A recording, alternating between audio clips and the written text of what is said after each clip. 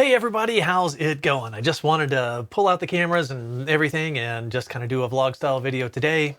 Nothing too important to talk about today. Filming this the day before Thanksgiving. I'll probably release it on Thanksgiving Day. So to everybody in the US, I just wanted to say I hope you're having a very happy Thanksgiving. I know it's kind of a weird one. It's a weird one for us. I know that we essentially canceled all of our plans. So it's going to be a strange kind of lonely holiday for us this year. So like I said, I just wanted to kind of fire up the camera here and just say hi. Honestly, I kind of miss you guys. I haven't been very prolific this year. 2020 has not exactly been very conducive to creativity. And if I'm not writing, I don't do this professionally. I just record my own music in the studio. So if I'm not writing, I'm not recording. And if I'm not recording, I don't really have a whole lot to talk about.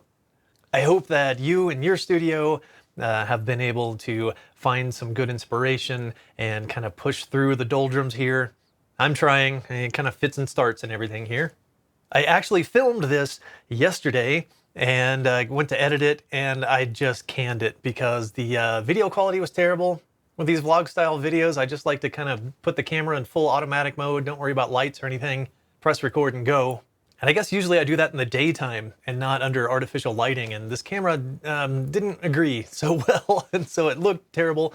Honestly, I got a new lavalier mic as well. I'm using a Shure TL47. It's one of their twin plex. And I'm still kind of getting to know it. I had it actually tucked in the placket of a Henley style shirt yesterday. And apparently that just attenuated it enough to where it wasn't loud enough to truly punch through the threshold on my expander, on my channel strip here. So the audio quality was terrible too. It was just a total AV geek fail. So I figured I'd give it another go today. So I ended up with the Shure TL47. I was using the Shure WL183 actually here. And you can see it's kind of a big hefty boy there. And it's fine. I think it's about like maybe $100 lavalier mic. And this is what I've been using on my channel forever. Omnidirectional condenser. It's just heavy. And I'm a crew neck guy. And every time I would clip it onto a collar, it would basically turn every crew neck into a V-neck. This little thing, the TL47, is so little and light. And you can kind of put them up next to each other and kind of see the size difference. And at least I think it sounds marginally better. So I kind of took the plunge on that a couple of months ago. I like it. I like it a lot so far. Like I said, still getting to know it. And as kind of a companion to that, let's take a look. I ended up upgrading my wireless here. And I know this isn't necessarily home recording related, but hey, if you're looking to start a YouTube channel or anything, and you're wondering how to handle your mics, I prefer lavalier mics just because I move around enough in a situation like this, where if I had a boom mic and I turn away from it to face something else, now it's just a super roomy and not very much direct sound. It doesn't sound very good until I turn back to face this way. And with a boom mic, it's yet another stand and another thing to have to move around anytime I move. Boom mics sound great, just a small diaphragm condenser, a large diaphragm condenser that you likely already have, just right out of frame. It can sound terrific and honestly sound better than a lavalier does, but the lav moves with me everywhere I move and I don't have to constantly reposition a microphone stand every time I move. And I like to do it wirelessly. Certainly not a requirement. If you got a long enough cord, you can just plug it straight into your camera, but I end up going into a wireless here. And I used to have the Shure BLX4, which is just this. It's the exact same thing as this. It was just the single channel version. This is the BLX88, which is just a dual channel. We got one channel here and the other here, so you can actually plug two lavaliers into it. I only upgraded because the other one was still working fine. I thought it was failing, but as it turns out, here in the Denver area, the band that my other one operates on, which is J10, has 0 available channels. And so there were broadcast TV stations that would occasionally step on my wireless signal and cause dropouts. I just learned that, within the last couple of months. I read up on it. I went to Shure's webpage. They have this awesome webpage. I'll link it in the description below, called the Wireless Frequency Finder. And you plug in your zip code and it tells you the recommended bands and how many channels are available on those bands. So armed with that knowledge, I picked this one, the BLX88, and this one is a band H9, which has a ton of available bands here in the Denver area. So hopefully as I'm recording this, I'm not monitoring myself, so hopefully as I'm recording this, there's no dropouts or anything. I had to edit around a lot of dropouts over the last couple of years. What else is happening around here lately? A couple of months ago, during the month of October, so I guess that was just 1 month ago. Man, this whole time warp of 2020 is kind of killing me. But a month ago, Sennheiser was running a set of specials, of deals. And so all retailers had certain Sennheiser gear on sale. And last month, it was one of these things here, the big ol' ugly Sennheiser MD421. This is a dynamic microphone, kind of, I guess you could call it a large diaphragm dynamic. I don't really know if it's technically large diaphragm. I just kind of think of it that way. But this is a good, I bought one of these maybe 5 years ago off of Sweetwater. Brand new. I think they're too expensive. They run for somewhere around $380. And that's a little pricey for what it is. You know, just a dynamic microphone, but it's got a really interesting sonic character. It picks up low mids really well. So anything that you just want kind of like a beefy, low mid, you know, kind of, you know, heavy sound, like something like a tom on a drum kit or a guitar cabinet or a bass cabinet, even a kick drum. And even in some instances, some vocals sound good through this. It's got kind of a crisp top end to it. So you still get a lot of detail. I think it's a great microphone. I just don't really think it's worth, you know, the $380 that it usually goes for. I bought a second one last summer that I'd mentioned in a vlog video like this last summer. Bought it used for like $250, which that's still a little pricey. Well, last month Sennheiser, all retailers had these on sale for $200, 200 US. And now that is a good price for one of these things. So I snagged one off a musician's friend. Now, Sweetwater, they had the common sense to say, well, this deal holds while supplies last. When we run out of these, we're not selling them for that price anymore. Musician's friend made no such stipulation. So they quickly ran out of stock, but they were still selling them for $200. So it's back ordered. I still haven't received that. They still haven't, I think that was the first week in October when I ordered it. They still haven't charged my card. Now it's the third week in November, almost Thanksgiving. I still don't have the microphone. I don't expect to have it for another month, maybe. They did send me an email last week, kind of like a, you know, hey, we're still alive. We know it's back ordered. Apparently it's still coming. So I don't know if any of you were able to take advantage of that deal. I think it's a great deal on a very versatile microphone. All right, one other thing that I wanted to chat about real quick today. As I kind of mentioned, I just haven't really been in the you know, creative mode. So one thing that actually helped to get me out of my rut in this last week is over at the Recording Rebels. We had a recording challenge come up where the challenge was to record a song based around a drum machine.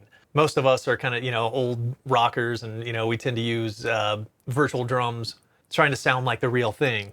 And so it was kind of an interesting spin to take the whole, you know, fake drums and, you know, make them kind of unashamedly fake drums. So I grabbed this little guy right here, which is the Bleep Labs Bleep Drums. And it was a little do-it-yourself kit. My stepson bought this for me for Christmas a few years ago. Just solder all the parts on and all the knobs and pads and everything.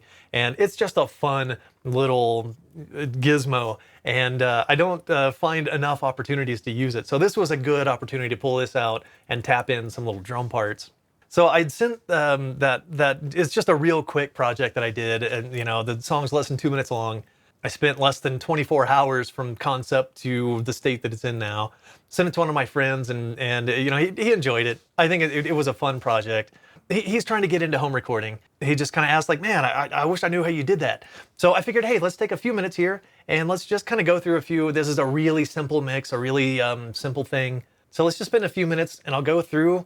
And Jim, hopefully this will be a little bit of help and inspiration for your own home recording. So let's start out and let's listen to just a little bit of the kind of the centerpiece here, which is the bleep drum. So this is just a really kind of traditional 80s style kick and hand clap kind of thing. So let's listen to just a little bit of that. You know, so, you know, pretty basic, nothing to it. And that little drum machine has some additional modes to it where you can really kind of dig in and get it sounding kind of, you know, tweak it and distort it and everything. And so for the chorus parts, I overlaid a second track of that. And I think I added a little bit of delay as a send here. Yeah, sending to the delay. And the delay I'm sending to for any delayed things in this mix is a single instance of H delay from Waves. So it's set to just a couple of feedbacks, tempo synced with the project, and set at a 16th note. So just a little bit of a kind of a lo-fi slapback. And so just to add some interest in the chorus, so I just doubled up on the drums here with the distortion that was built into the drum kit or the drum machine.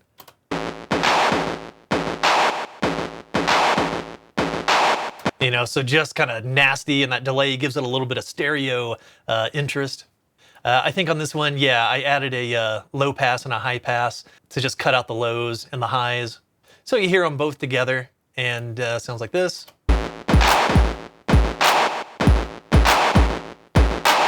You know, just kind of cool. I added another couple of hard panned, you know, one hard panned left and one hard panned right instance of the drum kit later in the song, just to add a little bit of interest, to keep the arrangement moving forward, so it's not just a static drum beat the whole time. And during this little section here, you can see this little has been cut here with a built-in function in Reaper. It's just a right click, and you can say reverse item as new take, and that's what I did there. I just cut a section to kind of act as a little bit of a breakdown, I guess, and then layered another couple of drums just doing some stuff. So let's hear that real quick.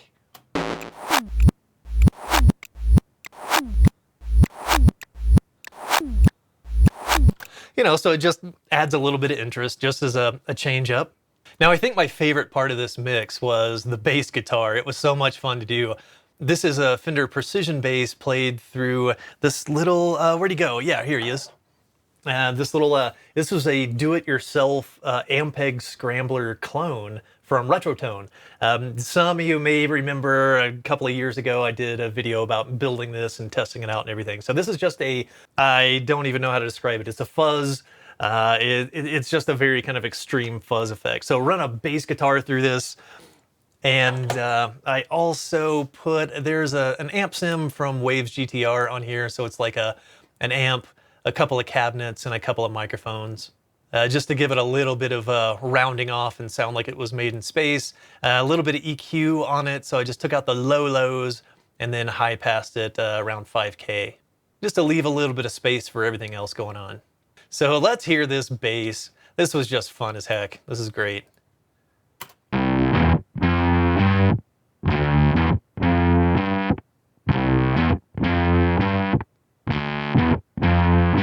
This is just so fuzzed out, and here in the chorus part, when I really kind of lean into it,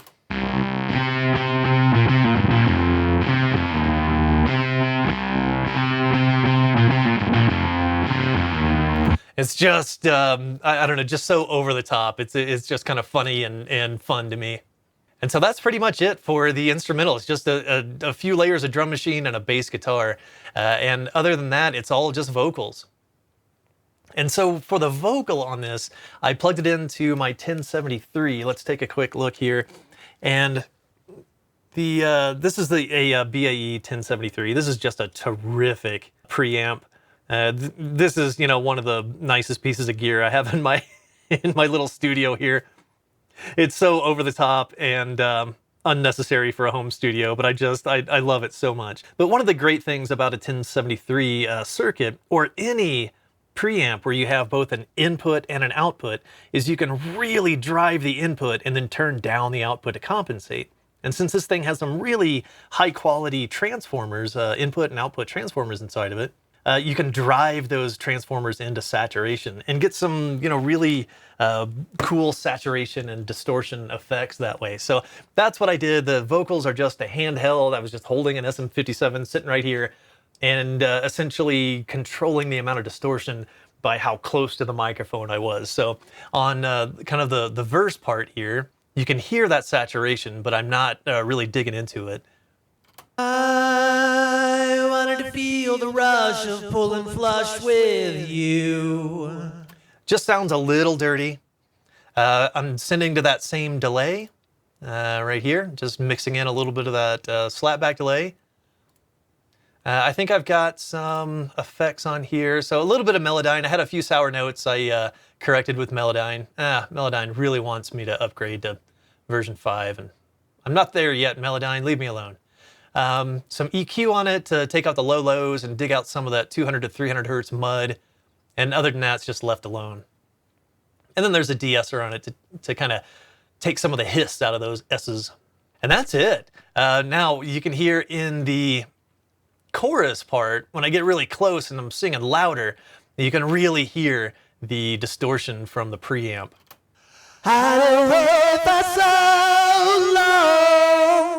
You know, it just really digs into it there.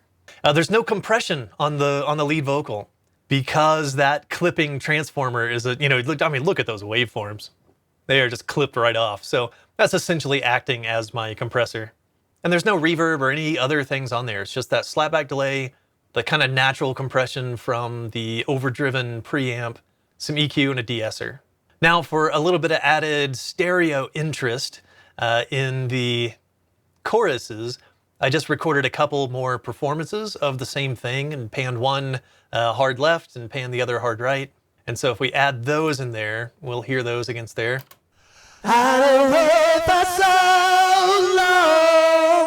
It just adds a little bit of space, a little bit of left to right interest, stereo kind of interest. And other than that, it's just a bunch of backing vocals. Me personally, I don't really have the best lead vocalist voice. It's my voice, it's the only one that I've got. So, I make do with it. And so one of the ways that I like to kind of sweeten, my own voice as a lead vocal is to support it with some backing vocals. And I think that does a really good job of, taking a little bit of the focus off of the imperfections in my voice and just adding some melodic and harmonic interest to the song, the arrangement.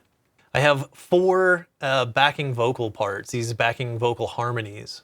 And so let's close this is the chorus vocals here. So here is, these 4 here are the backing vocals. So I have them all bused to one stereo bus. In Reaper, that's just folders. And across that stereo bus, I'm going out. So I did de-ess them. I do like to relatively heavily de-ess my backing vocals because any little difference in when you hit an S or a T or a P or a B or anything, it just stands out. And you can hear that in here. They're not all perfect, but at least, really heavily de-essing the backing vocals, in my opinion, does an okay job of taking some of that focus off of just those minute little differences and when you hit those little S's and T's and everything. And other than that, I'm using RIA Insert, which is just a way to loop in some hardware, external hardware. So I have this actually going out to an FMR RNC, the really nice compressor. And I love this little compressor on backing vocal buses. It's a relatively clean compressor, so I have it set the threshold where the gain reduction is going to top out at about 6 or 8 dB, maybe a little higher. Relatively high ratio of about 10 to 1, relatively fast attack, and a slower release. I don't want these to sound aggressive, like with a fast release. I want them to, they're backing vocals. I want them to sit back, so I want that kind of fast attack to chop off any just immediate transients that might stick out, and then the kind of slower release, so it's not, pumping, and it's not making it sound really kind of aggressive and in your face. It's more just kind of like a program leveling kind of thing, fast attack, slow release. As opposed to if I were compressing a lead vocal, I would probably do like more of a middle attack, not a slow attack, but maybe like a middle of the road attack and a faster release. And then it just gives it that kind of aggression, that kind of immediacy, kind of up in your face kind of sound. That's not what I want for backing vocals. So let's take a listen to what these backing vocals sound like. And I think that I am also sending the vocal bus. Oh, I thought I was sending the vocal bus through the delay. I guess I'm not. But let's solo that bus and let's hear a little bit of the backing vocals. And let's watch the gain reduction on the compressor here and see what we end up with. I couldn't get out of bed to put my head outside. And so, you know, other than the horrendous background noise in there, I think I've got an air filter, an air purifier, and it's running almost 24/7 in here. I think it was late at night. I was watching Monday Night Football, and they probably had the volume up.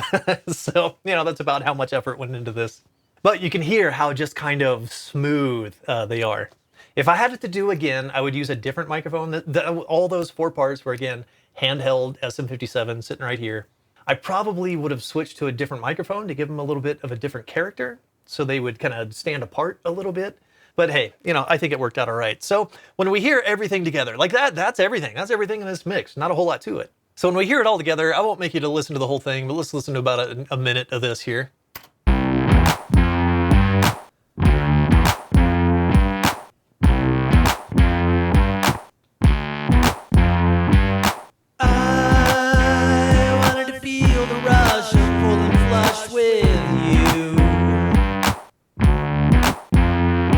But I couldn't get out of bed to put my head outside. I'd have waited for so long. By the way, there's something wrong. Dead and gone, dead and gone. I'd have waited now for so long.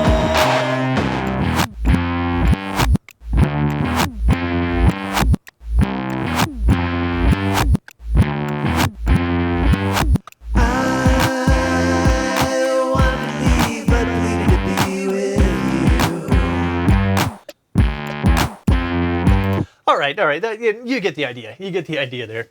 All right, I think this video has already been plenty long, especially for just a random vlog video that hardly anybody's going to watch. But Jim, if you're watching out there, if you're still with us, I hope this was at least a little bit of help, a little bit of inspiration on where to go from here with your own home recording stuff, all right? All right, well, that is going to do it for me this time. Happy holidays, everybody. I hope you're staying safe, staying healthy. And I will see you again next time.